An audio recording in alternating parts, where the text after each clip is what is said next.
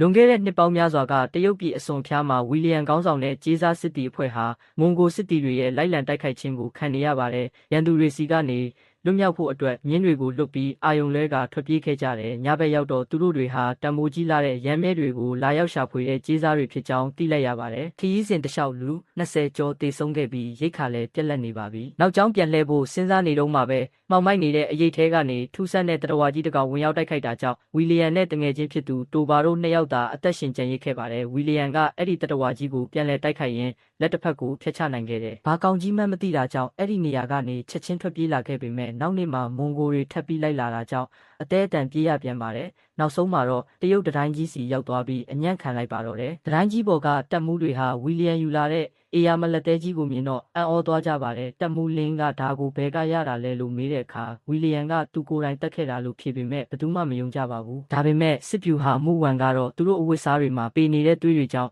ယုံကြည်နေပါတယ်။အဲ့ဒီအချိန်မှာပဲကင်းထောက်တယောက်ရောက်လာပြီးရန်သူတွေအလုံးရင်းနဲ့ချီတက်လာပြီးဖြစ်ကြောင်းသတင်းပို့ပါတယ်။ဗိုလ်ချုပ်ရှောင်းကတက်ကိုအသင့်ပြင်ခိုင်းပြီးဝီလီယံတို့ကိုလည်းတတိုင်းပေါ်ခေါ်သွားပါတယ်။အဲ့ဒီမှာဝီလီယံဟာအယောင်အသွေးစုံလင်ပြီးစီကန်းတေဝတ်တဲ့တရုတ်စစ်တပ်ကြီးကိုမြင်ပြီးအံ့ဩသွားတယ်။အထူးသဖြင့်အပြာရောင်ဝတ်စုံဝတ်ထားတဲ့တပ်မှုလင်းဦးဆောင်တဲ့အမျိုးသမီးတပ်ဖွဲ့ကပိုပြီးထင်ရှားနေပါတယ်။မကြခင်မှာပဲအမျိုးအမည်မသိတဲ့အေယာမအကောင်ကြီးတွေအုပ်လိုက်ကြီးတက်လာကြပါတယ်။စစ်တပ်ကမီးလုံးတွေများတွေနဲ့ပစ်ခတ်တိုက်ခိုက်ကြပေမဲ့အေယာမအကောင်ကြီးတွေကတတိုင်းအောက်ခြေထိရောက်လာကြတယ်။အပြာရောင်ဝတ်အမျိုးသမီးတပ်ဖွဲ့ကကျိုးတွေနဲ့အောက်ဆင်းပြီးလှန်တွေနဲ့ထိုးတက်ကြရတဲ့အထိတိုက်ပွဲကပြင်းထန်လွန်ပါတယ်။တိတ်မကြခင်မှာပဲအေယာမအကောင်ကြီးတွေရဲ့ဘရင်မဟာကိုရန်တော်တွေနဲ့အတူအဝေးကနေရောက်လာပြီးစစ်စင်ရေးကိုကုတ်ကဲပါတယ်။ဘရင်မကိုအမြောက်တွေနဲ့ပစ်ပေမဲ့ကိုရန်တော်တွေကကာကွယ်ပေးလိုက်ကြတယ်။ဘရင်မရဲ့အမိတ်ပေးတံကြောင့်ဘီလူးတွေဟာတတိုင်းပေါ်ကိုအလွယ်တကူတွေ့တက်လာကြပြီးစစ်သားတွေကိုအကိုက်ခံရပါတော့တယ်။ဝီလီယံနဲ့တိုဘာတို့ကိုဘဲလက်ဆိုတဲ့နိုင်ငံသားတစ်ယောက်ကကျိုးဖြတ်ကဲတင်ပေးလိုက်ပါတယ်။ဝီလီယံဟာဖန်ဆိုတဲ့လူငယ်စစ်သားလေးကိုကဲတင်ရင်းဘီလူးတွေကို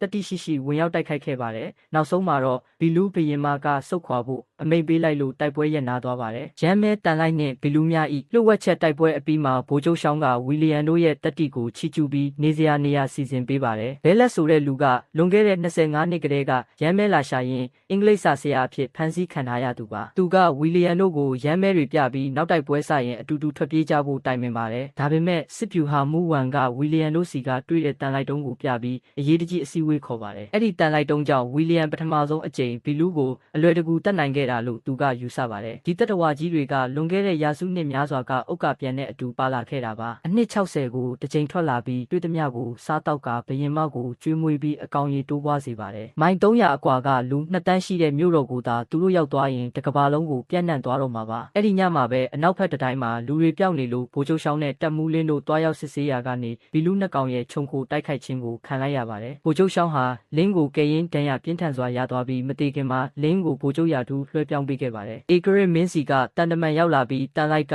အေယာမအကောင်ကြီးတွေကိုမလှုပ်ရှားနိုင်အောင်လုပ်နိုင်တယ်ဆိုတဲ့မှတ်တမ်းကိုပြပါတယ်။ဒါကိုတက်တည်ပြဖို့ဝီလီယံကအေယာမအကောင်ကြီးတစ်ကောင်ကိုအရှင်ဖမ်းဖို့အကြံပေးပါတယ်။နောက်တစ်ကြိမ်တိုက်ပွဲပြန်စားတဲ့အခါလှန်ချိတ်တွေနဲ့ဖမ်းကြပေမဲ့အားလုံးယုံထွက်သွားပြီးတကောင်ပဲကြံပါတော့တယ်။ဘဲလက်နဲ့တိုဘာတို့ကထွက်ပြေးဖို့ခေါ်ပေမဲ့ဝီလီယံကတော့တရုတ်စစ်တပ်ကိုကူညီဖို့ကြံခဲ့ပြီးအကောင်ကြီးကိုအရှင်ဖမ်းနိုင်ခဲ့ပါတယ်။စမ်းသက်ကြည့်တဲ့အခါမှာလည်းတန်လိုက်ပြလိုက်တာနဲ့အကောင်ကြီးဟာငြိမ်ကျသွားတာကိုတွေ့ရပါတယ်။တန်တမန်ကအဲ့ဒီအကောင်ကြီးကိုအေဂရစ်မင်းစီချက်ချင်းယူဆောင်သွားပါတယ်။အဲ့ဒီအချိန်မှာပဲဘီလူးတွေဟာတတိုင်းအောက်ကနေဥမင်လိုင်ကောင်တူပြီးမြို့တော်စီသွားနေပြီဆိုတာကိုသိလိုက်ရပါတယ်။တစ်ဖက်မှာလည်းဘဲလက်နဲ့တိုဘာတို့ရမ်းမဲတွေခိုးပြီးထွက်ပြေးဖို့လုပ်နေတာကိုဝီလီယံကတားပါတယ်။ဒါပေမဲ့ဘဲလက်ကဝီလီယံကိုရိုက်နှက်ပြီးတိုဘာနဲ့အတူထွက်ပြေးသွားပါတယ်။လင်းကဝီလီယံတစ္ဆာဖောက်တယ်ထင်ပြီးအကျဉ်းချထားပေမဲ့တပ်ဖွဲ့ကတော့မီးပုံးပြန်တွေတုံးပြီးမြို့တော်စီအမြန်လိုက်သွားကြပါတယ်။စစ်သားလေးဖန်ကဝီလီယံကိုလှုပ်ပေးလိုက်ပြီးဝီလီယံကလည်းလင်းကိုကူညီဖို့မြို့တော်စီလိုက်သွားပါတယ်။မြို့တော်မှာတော့အကောင်ကြီးတွေအပြည့်ဖြစ်နေပါပြီ။လင်းတယောက်အကောင်ကြီးတွေဝိုင်းနေချိန်မှာဝီလီယံရောက်လာပြီးကဲတင်လိုက်ပါတယ်။သူတို့တွေဟာဖမ်းထားတဲ့အကောင်ကြီးကိုရမ်းမဲပုံးတွေတက်ပြီးဘရင်မစီသွားခိုင်းဖို့စီစဉ်ကြပါတယ်။လိုင်ကောင်းထဲမှာအကောင်ကြီးတွေဝင်လာလို့စစ်သားလေးဖန်ကကိုကျိုးစွန်ပြီးဘုံခွဲတာစီးပေးခဲ့ပါတယ်။ဝီလီယံနဲ့လင်းတို့မျောစင်ပေါ်တက်ပြီးဘရင်မစီသွားတဲ့အကောင်ကိုမိများနဲ့လှမ်းပစ်ပါတယ်။ပထမ2ကြိမ်မှာကိုရန်တော်တွေကာကွယ်လိုက်လို့မအောင်မြင်ပါဘူး။စစ်ပြူဟာမူဝန်လည်းအကောင်ကြီးတွေလက်ချက်နဲ့တေဆုံးသွားရတယ်။နောက်ဆုံးဘုံတစ်လုံးပဲကျန်တဲ့အချိန်မှာဝီလီယံတို့2ယောက်မျောစင်ပေါ်ကနေကျိုးနဲ့ခုန်ချလိုက်ပါတယ်။ဝီလီယံကတန်လိုက်တုံးကိုအဆောင်တွေစီပစ်ပေါက်ပြီးအာယုံလွှဲလိုက်ချိန်မှာလင်းကမီးတောက်နေတဲ့လံကိုဘရင်မစီပစ်သွင်းလိုက်ပါတယ်။အေယာမပောက်ကွဲမှုကြီးဖြစ်သွားပြီးဘရင်မတေဆုံးသွားတာနဲ့တပြိုင်နက်အကောင်တွေအားလုံးအသက်မဲ့သွားကြပါတော့တယ်။